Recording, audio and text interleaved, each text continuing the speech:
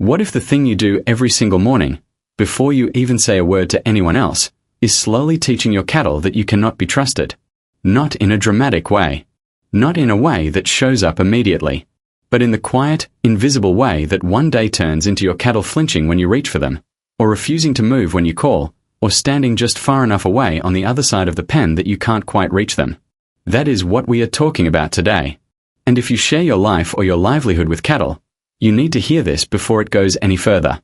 If you are new here, subscribe right now, because what we cover on this channel has already changed how thousands of ranchers and farmers see their cattle, and today's video might be the most important one yet.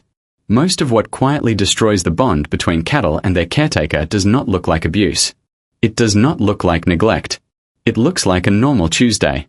It looks like daily feeding, scraping pens, and the hard work you put in for them. And that is exactly what makes these mistakes so dangerous, because you are never going to fix something you do not know is broken. There are 6 habits we are going to break down today. Some of them you are probably doing right now. At least one of them, you are doing multiple times a day without realizing it. And by the time we get to number 6, you are going to understand why your cattle have been trying to warn you about it this whole time. 1. Forcing physical contact instead of waiting for an invitation. Picture this. You walk into the barn after a long day.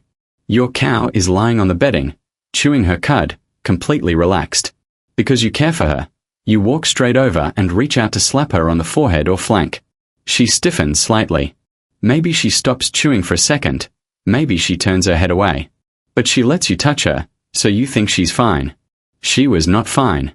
Here is what most people do not know about cattle and physical contact. Cattle are prey animals with a strong sense of personal space.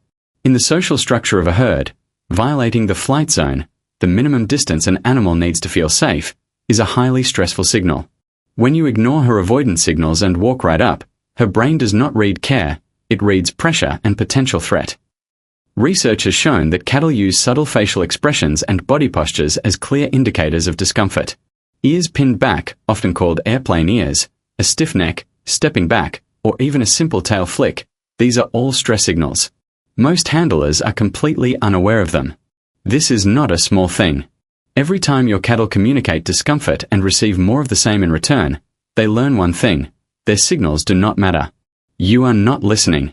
And an animal that stops believing its signals matter is an animal that will eventually stop warning before it reacts, either by bolting or by turning and fighting.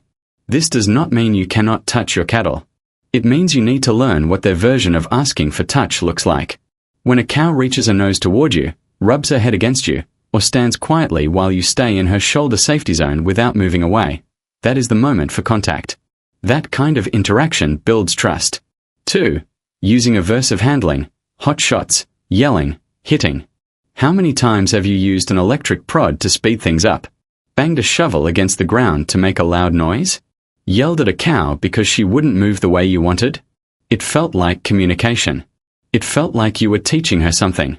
You were just not what you think. Cattle learn primarily through association. When something unpleasant happens in connection with a behavior or a location, they do not always connect the pain to the behavior, they connect it to whatever was present in that moment. And often, what is most present in that moment is you.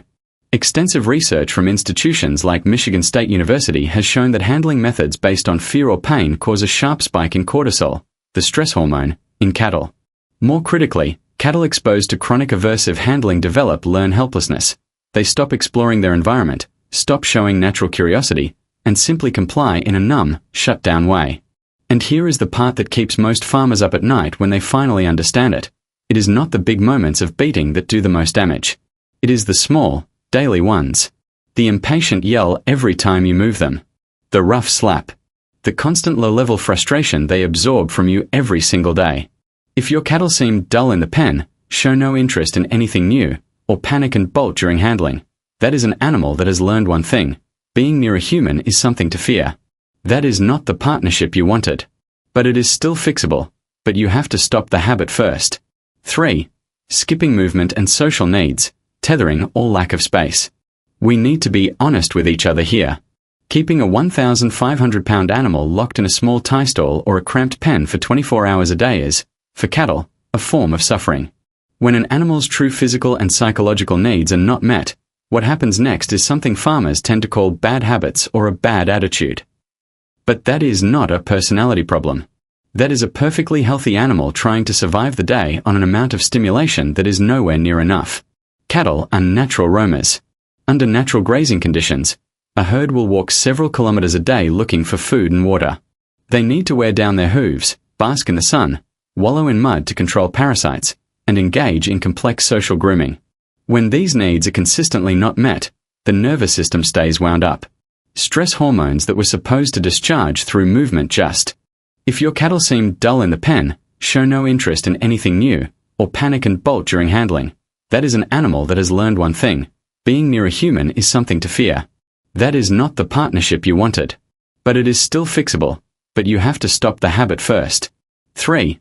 Skipping movement and social needs, tethering or lack of space. We need to be honest with each other here. Keeping a 1,500-pound animal locked in a small tie stall or a cramped pen for 24 hours a day is, for cattle, a form of suffering. When an animal's true physical and psychological needs are not met, what happens next is something farmers tend to call bad habits or a bad attitude. But that is not a personality problem. That is a perfectly healthy animal trying to survive the day on an amount of stimulation that is nowhere near enough. Cattle are natural roamers. Under natural grazing conditions, a herd will walk several kilometers a day looking for food and water. They need to wear down their hooves, bask in the sun, wallow in mud to control parasites, and engage in complex social grooming. When these needs are consistently not met, the nervous system stays wound up. Stress hormones that were supposed to discharge through movement just stay in the body. And they come out as eating dirt, chewing on fences, excessive licking, stereotypic behaviors, head bobbing, circling, and even aggression. But here is the part most people miss: it is not just about exercise.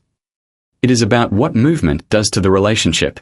Cattle that walk with you every day, follow you during grazing, share space and time with you, see you as the leader.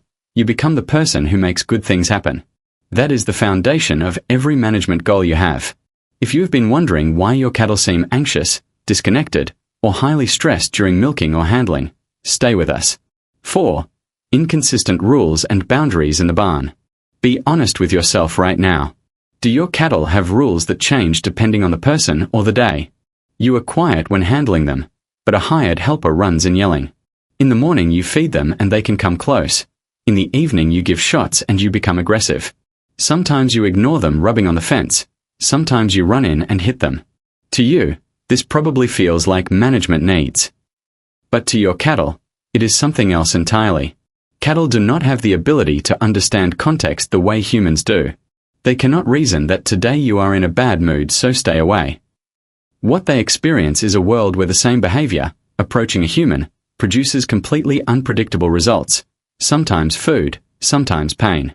And unpredictability, in the brain of a prey animal that has evolved to read patterns in its environment as a matter of survival, is genuinely stressful. Cattle living in an inconsistent environment are animals in a constant low-level state of anxiety, trying to figure out rules that appear to have none. That anxiety does not stay confined to whether to approach people, it bleeds into everything: appetite, quality of rumination, milk production, immune function, and reproductive performance. The fix is not perfection, it is consistency. Every person who handles the cattle needs to follow the same predictable rules. And when you do that, something remarkable happens. Your cattle relax. Not because they got everything they wanted, but because the world finally makes sense. Cattle that feel that kind of clarity will look to the person who gave it to them as someone safe to follow. 5. Misreading excitement as health. This one is subtle, and it might completely reshape how you see your cattle's behavior. We have been culturally trained to read a cow's liveliness as the peak expression of health. When calves kick up their heels and run around the pen, we think, look how happy they are. But excitement and health are not the same thing in the bovine brain. In many cases, extreme excitement is actually a signal of dysregulation, not joy. Here is what is happening physiologically when cattle reach that frenzied state, like when they are suddenly chased out of the pen. Their sympathetic nervous system, the one responsible for fight or flight responses, is highly activated. Their cortisol and adrenaline are elevated. They are not having fun, they are panicking. And cattle that are regularly worked into that state have a stress system that stays activated more of the time, not less. Research has consistently shown that chronically high arousal in cattle leads to decreased immune function, lower weight gain, and reduced reproductive efficiency. The cow you describe as full of energy is often an animal whose nervous system has never been taught how to come back down. The most beneficial thing you can do when you enter the pen is not to hype them up, but to stay calm, move slowly, and let them observe you and confirm safety before you take the next step. Cattle that learn that calm behavior leads to a safe environment are animals whose baseline slowly shifts toward peace. And that calm cow, the one standing quietly chewing her cud, walking steadily to the feed bunk, that is the healthy one. Not the one running in panic. 6. Missing the language your cattle speak every single day. Remember at the start of this video, we told you there was one habit that almost every cattle owner does multiple times a day without realizing it. Something that is slowly eroding your cattle's trust in you, right now, today. This is it. Your cattle are talking to you constantly. Not in words, but in a rich and precise body language made up of stress signals and displacement behaviors. When you suddenly make a noise behind them and their ears snap toward you, that is locating a threat. When they stand in the alleyway and refuse to move, with their tail clamped and head held high, that is not stubbornness, that is fear. When they turn their head to the side, show the white of their eye, or take a step back, those are not random quirks. Those are words. While the research on calming signals is not as extensive as in dogs, the international animal welfare community has universally recognized that cattle have complex emotional expression systems. They communicate through ear angle, tail position, body tension, and even the rate of jaw movement. If your cattle are standing in the corner with their back to you, ears flat back, and body stiff, that is not relaxation. That is ready to flee or fight. If a cow is licking her lips repeatedly or holding her mouth slightly open while facing you, that is not cute. That is extreme anxiety. When that communication is consistently missed or ignored, the relationship shifts in a fundamental way. The cattle learn that trying to communicate with you does not work. And so over time, they stop trying. The warning signals disappear, not because the cattle are fine, but because they have learned that warnings do not matter. That cow is not a calm cow. That is an animal living in quiet defeat. And the tragedy is that their owner almost never knows it happened. A 2020 study published in the Journal of Animal Science showed that handlers who could accurately read bovine body language and adjust their actions accordingly had herds with significantly lower cortisol levels and much lower resistance during procedures like vaccination and weaning. One variable, one habit, completely changed the biological reality of those animal stress levels and their capacity to trust. Learning your cattle's language is not complicated, but it does require you to slow down, to watch, to observe. Your cattle have been trying to have a conversation with you since the day they arrived on your farm. And the moment you start listening back, everything changes. The bond you have with your cattle is one of the oldest partnerships in agricultural history. Thousands of years of domestication have wired cattle to want to cooperate with trusted humans. That is not something you have to earn from scratch. It is already there. But it is not indestructible, and it does not maintain itself. The 6 things we covered today, forcing contact, aversive handling, lack of movement, inconsistent rules, misreading excitement, and missing their signals, none of them are dramatic. None of them feel like harm when you are doing them. But they compound. And over time, they shift the relationship from one your cattle freely chose to one they are simply enduring. You can change that starting today. Starting with the next time your cattle look at you, and you actually look back. If this video opened your eyes to something, share it with someone who raises cattle. Leave a comment telling us which of the 6 habits hit closest to home.